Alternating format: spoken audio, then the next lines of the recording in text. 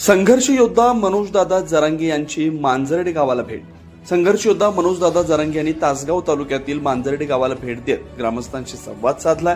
यावेळी ग्रामस्थांकडून तासगावची शान असलेल्या बेदाण्याचा हार घालून मनोजदादा जरांगे यांचं उत्स्फूर्त स्वागत करण्यात आलंय.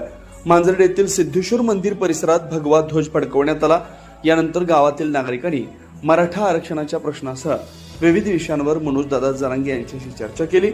यावेळी उपस्थितांशी संवाद साधताना त्यांनी मराठा आरक्षणाच्या मुद्द्यावर आपली भूमिका स्पष्ट केली.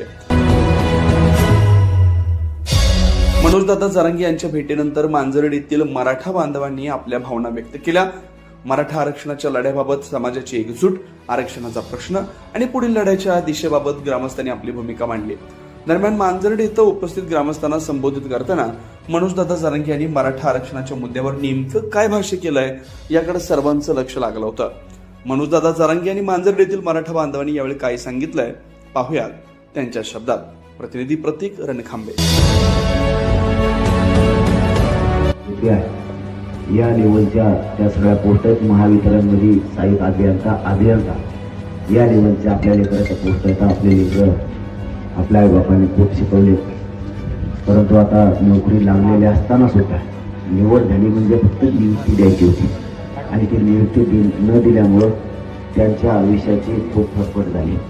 कारण जे पोरं अंतर्गत येऊन सांगते त्यावेळेस असं काळीच कापल्यासारखं होतं की ज्या पोरांना आज अधिकारी झाला असता. मला वाटतं मांजर्डे या ठिकाणी मनोजदादा जरांगे पाटील या ठिकाणी आले होते आणि त्यांच्या हस्ते ध्वज अनावरण झालेला आहे. तर त्या कार्यक्रमाचं नियोजन कसं होतं आणि हा कार्यक्रम एकंदरीत कशा पद्धतीने झाला ते आपण थोडक्यात जाणून घेऊया. नियोजन कसं होतं कार्यक्रमाचं आणि कशा पद्धतीने कार्यक्रम झाला. जेव्हापासून मनोजदादा जरांगे पाटील यांनी आंतरवाली सराटीतून हे जे आंदोलन चालू केलं मराठ्यांच्या आरक्षणासाठी, तेव्हापासून मांजर्डे गाव संपूर्ण मराठा समाज एकत्रित होऊन त्या आंदोलनाला आम्ही पाठिंबा दिलेला आहे. आणि आंतरवाली सराटी असू दे, मुंबईमध्ये असू दे, ज्या ठिकाणी आंदोलन असेल त्या ठिकाणी आम्ही संपूर्ण लोकवर्गणी गोळा करून आणि प्रत्येक युवक घेऊन तिथे जाऊन आम्ही जाण्याचा प्रयत्न केलेला आहे. आणि इथून पुढे आम्ही मनोजदादा पाटील कुठे आता 29 ऑगस्टला आंदोलन आहे त्यासाठी सुद्धा, त्या कार्यक्रमासाठी सुद्धा आम्ही सर्वजण लोकवर्गणी गोळा करून आम्ही त्या ठिकाणी पाठिंबा द्यासाठी पोहोचणार आहे आणि मराठ्यांच्या लढ्यासाठी आम्ही कायम अहोरात्र घातणार आहे. लोकवर्गणीतून हा कार्यक्रम झाल्यास सांगितलं जाते आणि एकंदरीत कसं नियोजन होतं आणि जरांगे दादा जे आहेत ते आता येऊन गेले, कसं नियोजन होतं? असं नियोजन होतं की अरुण साळुंखे म्हणून आमचे जे सहकारी आहेत त्यांनी झेंडाचे वगैरे सौर नियोजन केलं. त्यानंतर संपूर्ण हा कार्यक्रम आमचे भाऊनाना साळुंखे सगळ्यांनी कार्यक्रम ताब्यात घेतात. हा सगळा संपूर्ण कार्यक्रम सगळ्या गावाने मिळून एक मुखाने पार पाडला. काय पुढची भूमिका तुमची?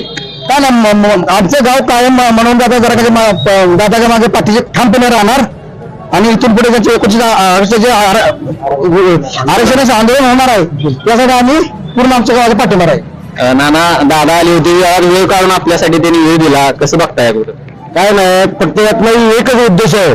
आम्ही सर्व मराठा समाज असो, आमच्या गावातील सर्व समाज एकत्र एकवटून दादांच्या कायमच मागे राहणार आणि आम्ही तेव्हाच थांबू ज्या वेळेला आम्हाला आरक्षण मिळेल. कारण आज गोरगरिबांच्या मुलांची इतकी बेकार अवस्था झालेली आहे. भरती प्रक्रिया असू द्या, कोणत्याही प्रक्रिया असू द्या, कुठेही शैक्षणिक हे असू द्या, कोणत्याही गोष्टीत आज मराठ्यांना पाहिजे तेवढे कुठेही त्या पद्धतीचं स्थान नाही. तर यासाठी आरक्षण हे गरजेचं आहे. कारण येणाऱ्या भावी पिढीला आतापर्यंत पिढी बऱ्यापैकी बाद होत आलेली आहे आणि इथून पुढची पिढी बाद होऊ नये यासाठी आम्ही सर्वांनी एक निर्णय घेतलेला आहे की जे दादा म्हणतील तेच खरं आणि इथून पुढे आज ज्या वेळेला आरक्षण मिळेल त्यावेळेला थांबायचं, तोपर्यंत थांबायचं नाही.